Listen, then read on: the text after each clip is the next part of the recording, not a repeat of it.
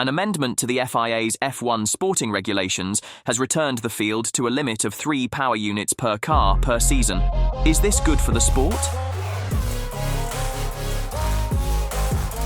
F1 teams will be faced with a major headache this season when it comes to reliability after the FIA confirmed a return to stringent limits for power unit components.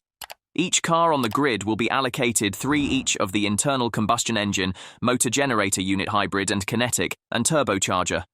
With F1 embarking on a record-breaking season length, is the sport's entertainment value, which has so evidently longed for in recent years, be put at risk by the quest for efficiency? 3 power unit components per car per season is by no means a new restriction, but an amendment last season aimed at helping the teams reach the end of the campaign without having to take a grid. Penalty given there was an increase to 6 sprint races, allowed 4 components per car.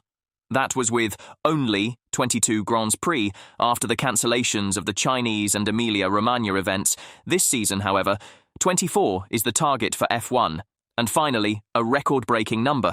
So, with 24 races plus 6 sprints and the qualifying and practice sessions at each event, each component will have to last 20 practice sessions, 10 qualifying sessions, of which 2 would be half-length by virtue of the sprint shootout, 2 sprints and 8 Grands Prix.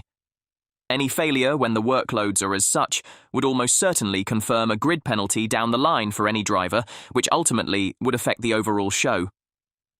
There are 2 main reasons why power unit components are limited in F1, both regarding sustainability. The main issue is financial sustainability. Teams in years gone by were able to develop however many engines they needed to get racing. There was one period of time when engines would be changed between qualifying and the race. This, of course, got way out of hand and was in no way sustainable for any party given manufacturers were also supplying customer teams. Such a burden not only impacted the incumbent OEMs, but also proved a deterrent for incoming suppliers and the work done to drive power unit costs down in recent years, since the introduction of admittedly expensive turbo hybrids in 2014 has paid dividends. With the new regulations in 2026 welcoming back Honda as well as flinging arms open for Ford with Red Bull and Audi. Cadillac has also signed up to be a supplier. Another vital issue both the FIA and F1 are committed to is environmental sustainability, with both parties setting ambitious net zero targets by 2030. Teams are targeting various facets of their organizations in order to reduce carbon dioxide emissions, and one way that can help is to reduce the manufacturing of components. Therefore, the limit placed on power unit components has a sizable environmental impact across the board. Road relevance is another sticking point, especially for the FIA, with the topic a driving force behind new manufacturers seeking to join the grid. No OEM would seek to transfer an engine that lasts a few hundred kilometers to a road car, so efficiency is a key attribute when selling the sport to prospective entrants. Teams may be forced to run their power units well under 100% power across the season.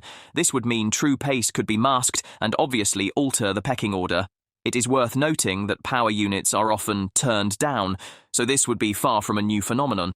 But still, part of the attraction of F1 is that these incredible machines are the pinnacle of motorsport, so anytime the full potential is left unyielded, a disappointing feeling is shared.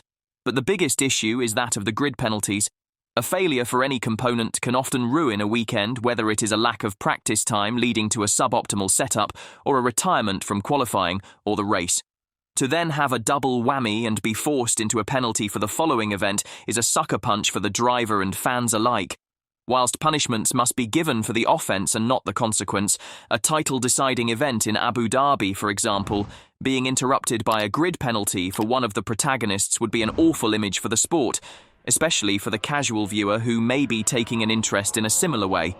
The 2021 season finale gathered interest outside the traditional fan base.